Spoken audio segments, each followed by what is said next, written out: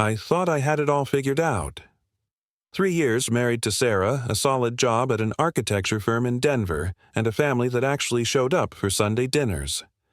My older brother Kyle was always the golden child, sure, but I never held it against him. We were brothers.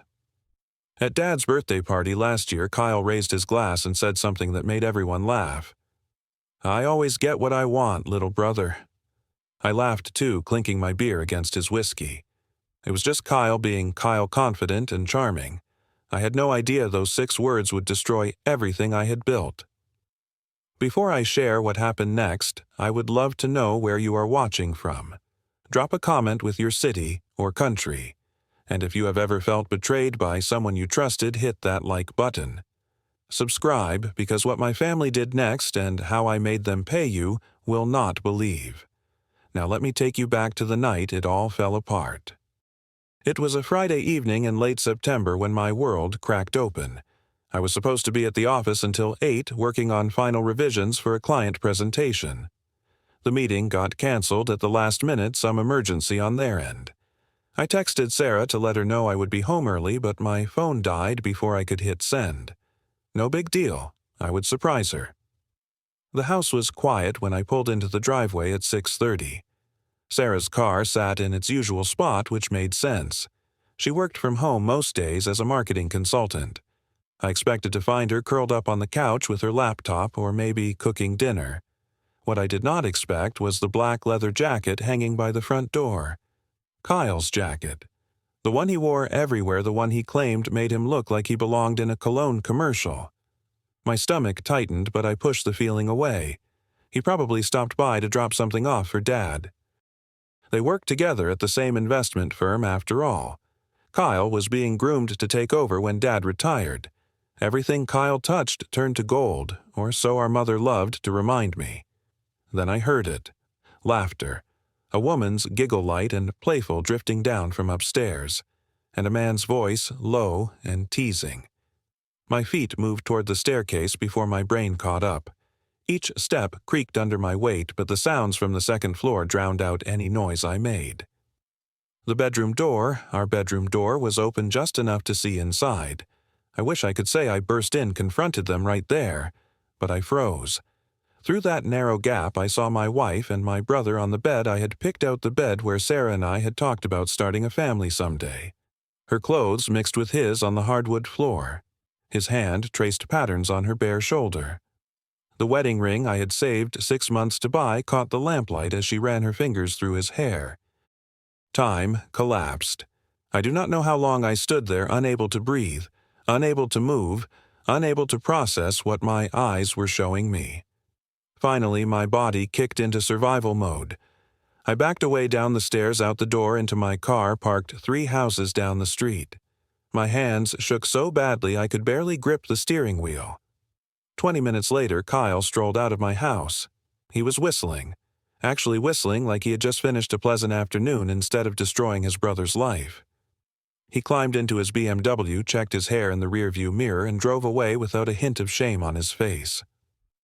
I waited another 10 minutes before I went back inside. Sarah was in the kitchen, hair wet from a shower, wearing her favorite pajamas, the ones with little moons and stars. She smiled when she saw me. "Hey, honey, you are home early." Was Kyle here? The words came out flat, mechanical. She hesitated for half a second, a flicker of something crossing her face before she recovered. "Oh yeah, he stopped by to drop off some documents for your dad. Why, how long was he here?" "I do not know, maybe 10 minutes. I was upstairs folding laundry." The lie rolled off her tongue so smoothly it made me want to scream. But I said nothing. I needed proof. I needed to be absolutely certain before I blew up my entire life. "I am tired," I told her. "I will eat later." I went upstairs to the guest room and lay in the dark, staring at the ceiling, trying to figure out what to do next. Over the next 2 weeks, I became someone I did not recognize. I checked her phone while she slept, scrolling through deleted messages that still lived in the cloud backup. Hundreds of texts between Sarah and Kyle going back 8 months. 8 months of "I miss you" and "he is working late again." And worse, so much worse. Kyle to Sarah, he is so pathetic, does not even notice. Sarah to Kyle, I know, sometimes I feel bad, but you make me feel alive. Kyle to Sarah, leave him, come with me. Sarah to Kyle, not yet. The timing has to be right. His trust fund vests next year. That last message hit me like a punch to the throat. She was staying for my money. The trust fund my grandfather had set up, the one that would release $2.8 million on my 30th birthday next April. Sarah had been counting down the days not because she loved me, but because she wanted to cash out. I found receipts next. Hotel rooms at the Ritz-Carlton downtown. At least 10 different dates over the past 6 months, all charged to our joint credit card. She had not even tried to hide it because she never thought I would look. Why would I? I trusted her completely. I printed everything. Every text, every email, every receipt. I stored it all in a fireproof safe at my office, organized in labeled folders like the architect I was. If I was going to confront them, I would do it right. The confrontation I planned never happened the way I imagined. Instead, it exploded at my father's 65th birthday party in front of 20 family members gathered at my parents' house in Boulder. The party was exactly what you would expect. Good food, expensive wine, my mother fussing over every detail. Kyle held court in the living room telling stories about his latest business triumph, while relatives hung on every word. Sarah laughed at his jokes, touched his arm when she spoke to him.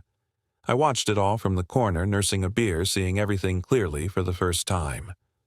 My mother cornered me in the kitchen. Kyle and Sarah get along so well. I'm glad our family is so close. She squeezed my shoulder, completely oblivious to the knife twisting in my gut. After dinner, people drifted outside to the patio. I went back inside to grab my jacket, and that is when I saw them. In the dim corner of the kitchen, hidden from the windows, Kyle had Sarah pressed against the counter. His mouth was on her neck. Her head tilted back, a soft sound escaping her lips. His hands gripped her waist like he owned her. Having fun. My voice cut through the silence. They sprang apart. Sarah's face went white, but Kyle just smiled. That same confident, easy smile he had used his whole life to charm his way out of trouble. Relax, Wes. It is not what it looks like. Something inside me snapped. Not what it looks like. I saw you two in my bed 3 weeks ago. I know everything. Sarah made a small choking sound. Kyle's smile widened. So you knew, and you said nothing that is even more pathetic than I thought. He stepped closer, invading my space the way he always had, the way big brothers do when they know you will not fight back. I told you at Dad's birthday last year. I always get what I want. And guess what Sarah wanted me too? She told me you were boring in bed. Hell, she told me everything about you. How you cry watching old movies. How you still sleep with a nightlight because you are scared of the dark. Each word was designed to wound, and it worked. But before I could respond, Sarah spoke up. Not to apologize, not to beg forgiveness. Wesley, you do not understand. Kyle makes me feel things you never could. I was going to tell you, but I wanted to wait until after your trust fund vested. I deserve that money for putting up with you. The kitchen door swung open. My mother, my father, Aunt Margaret, Uncle Tom. They had heard my raised voice and came to investigate. They found the three of us in a frozen tableau, me shaking with rage, Kyle looking smug, Sarah with guilt written across her face. What is going on here? My father's voice boomed. I explained everything. The affair, the texts, the hotel rooms. I pulled up the evidence on my phone, showing them message after message, photo after photo. Proof that my wife and my brother had been carrying on behind my back for 8 months, while everyone told me how lucky I was to have such a wonderful family. My mother was the first to speak. Wesley, you must have misunderstood something. My father shook his head slowly. Kyle would never do this. You two are brothers. Aunt Margaret chimed in, her voice dripping with concern. Maybe Sarah just needed someone to talk to. You work too much, Wesley. I stared at them in disbelief. They were not listening. They did not want to hear it. Kyle seized the moment like the predator he was.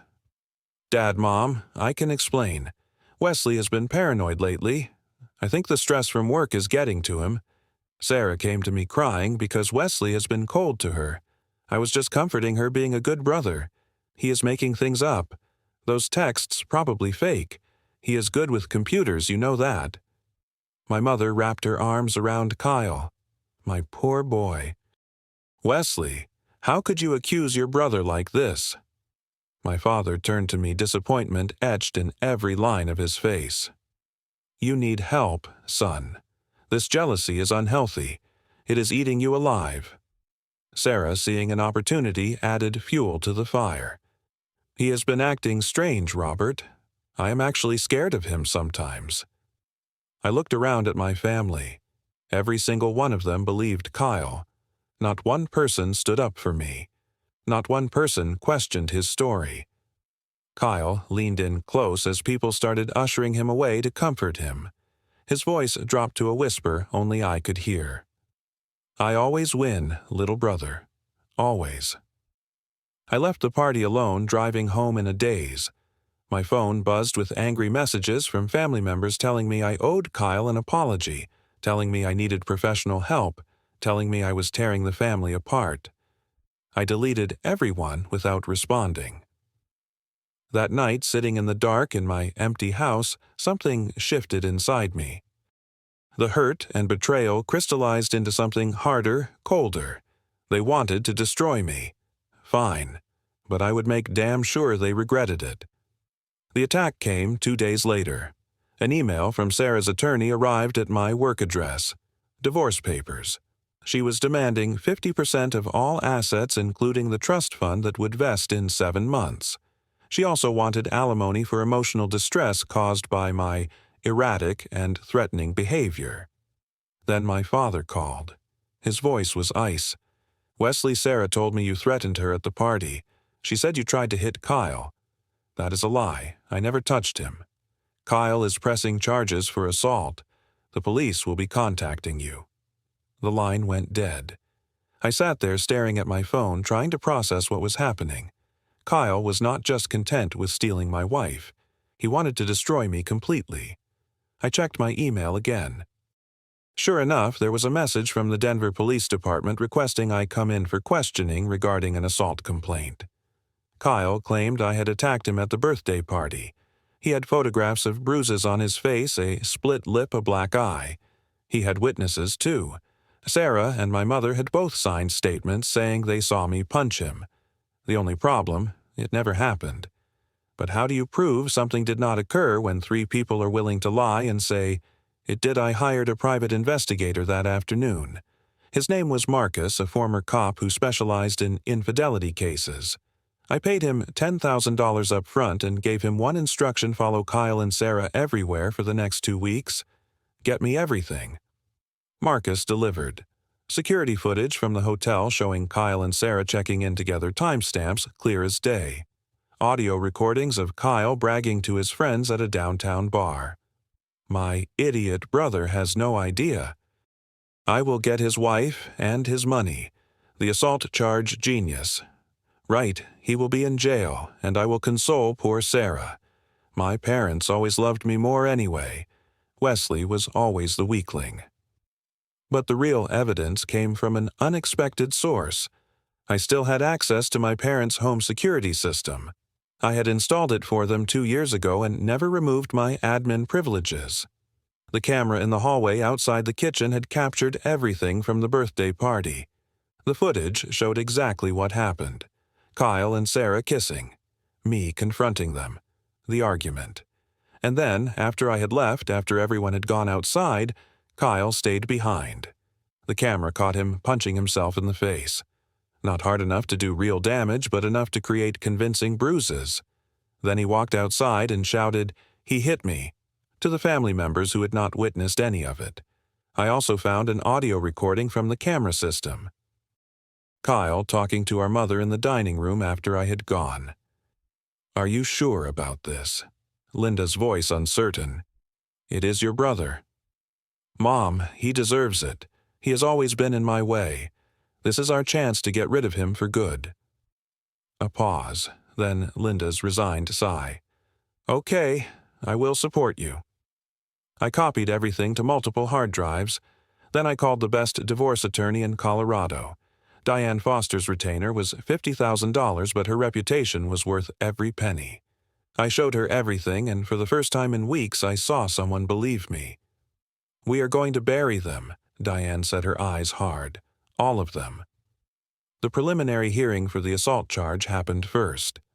Kyle walked into the courtroom like he owned the place, smiling at the prosecutor, winking at Sarah, who sat in the gallery next to my mother. My father sat beside them, his face set in stern disappointment.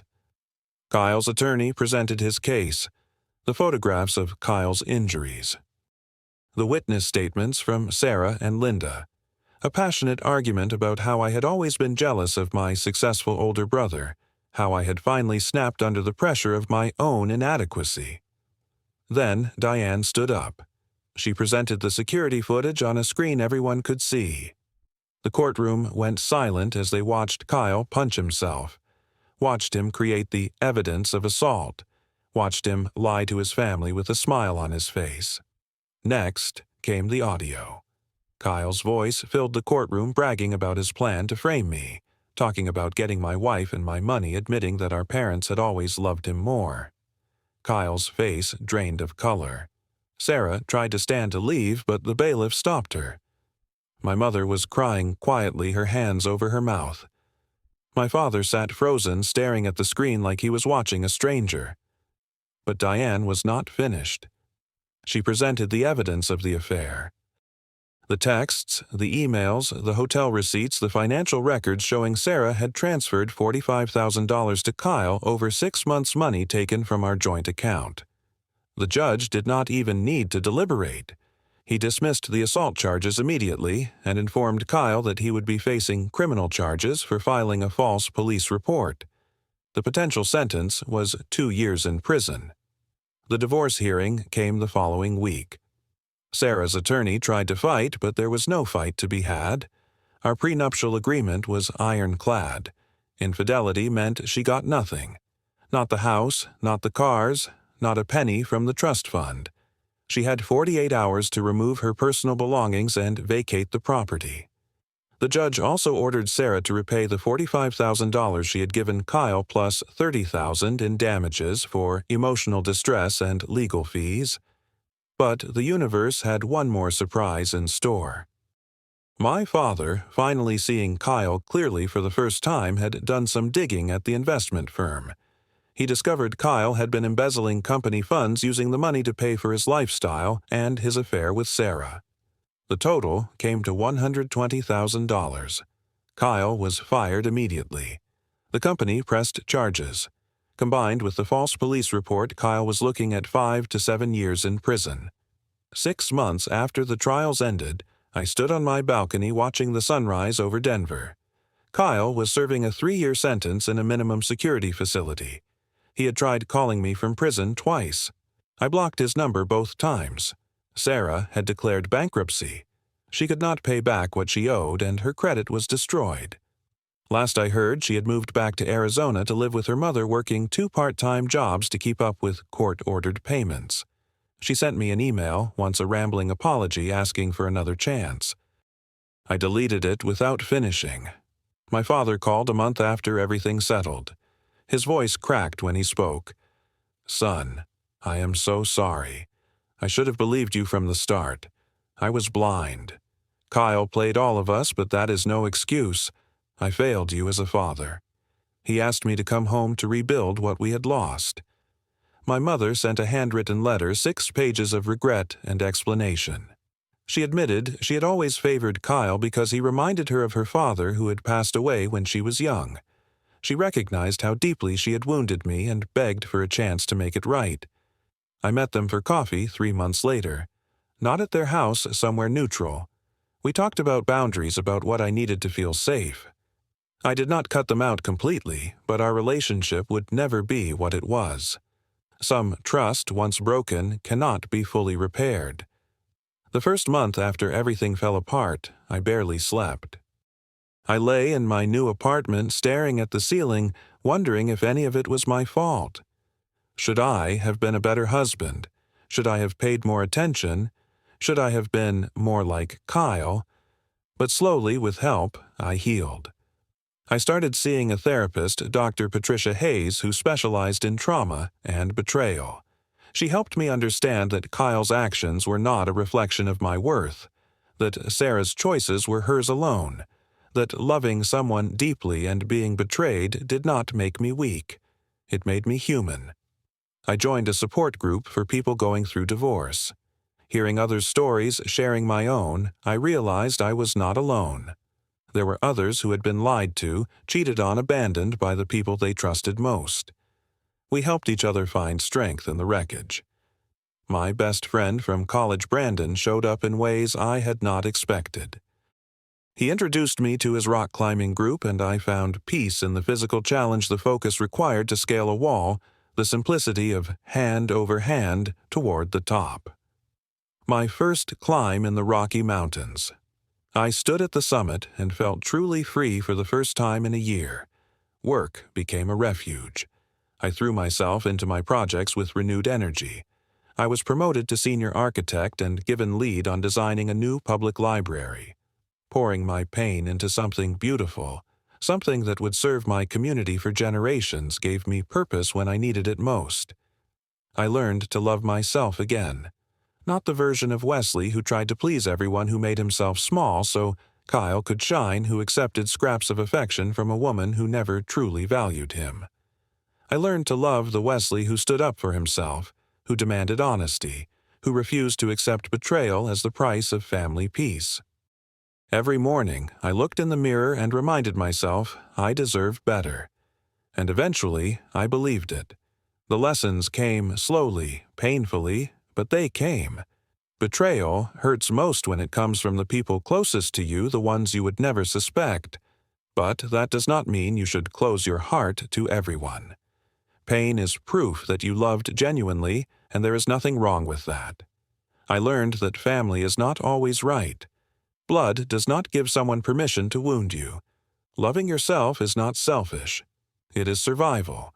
Setting boundaries is not cruelty. It is self-respect. I kept my parents in my life, but at a distance. We have Sunday dinners sometimes, but I leave when I am ready. I do not stay out of obligation. I do not perform happiness to make them comfortable. They are learning to accept the new version of our relationship, and I am learning to forgive them without forgetting what they did. As for revenge, I learned it is not about making others suffer. It is about seeking justice, about ensuring the truth comes to light. When you act from a place of integrity rather than hatred, you do not need to shout. The truth speaks for itself. The best revenge is not destroying them. It is building a life so good they cannot touch it. 2 years have passed since that birthday party. I do not think about Kyle every day anymore. I do not wonder about Sarah or imagine alternative endings where I saved our marriage. Sometimes memories surface sharp and unexpected, but they do not devastate me the way they once did. I have found peace in knowing I did the right thing even when it cost me everything. A year after everything, someone asked me if I regretted exposing them. I thought about it. The pain, the loneliness, the shattered relationships, the nights I cried myself to sleep wondering what was wrong with me. But then I realized something profound. I did not lose my family that day in the kitchen. I discovered who they really were. And that truth, as brutal as it was, set me free. Because the people who truly love you do not need a reason to believe you. They do not demand proof before offering their support. They do not side with your abuser because it is easier than facing uncomfortable truth. And the ones who do, well, they were never really yours to begin with. Now I sleep without nightmares. I live without fear. I wake up grateful for the life I have built from the ashes of the one that burned down. And I know that whatever comes next, whatever challenges or heartbreaks or betrayals life throws my way, I will handle it. Because I have already survived the worst betrayal imaginable, and I came out stronger on the other side. Last month, I stood on top of Mount Evans, 14,000 feet above sea level, watching the sun paint the sky in shades of gold and crimson. The wind whipped around me cold and clean, and I felt lighter than I had in years. Not because I had won. Not because Kyle was in prison, or Sarah was struggling, or my parents finally understood what they had done. I felt light because I was no longer carrying the weight of their choices. I was free. Have you ever been betrayed by someone you trusted completely? Have you ever stood up for yourself, even when everyone else told you to stay quiet? Drop a comment and share your story. Your experience might help someone else who is going through the same thing right now. If this story resonated with you, hit that like button. Subscribe to this channel because I share real stories about real people navigating the hardest moments of their lives. And please share this video with someone who needs to hear that they are not alone, that they are not crazy, that they deserve to be believed. Thank you for listening to my story. I hope it gave you strength or peace, or at least the knowledge that survival is possible. Whatever you are facing, you are stronger than you know. Take care of yourself out there.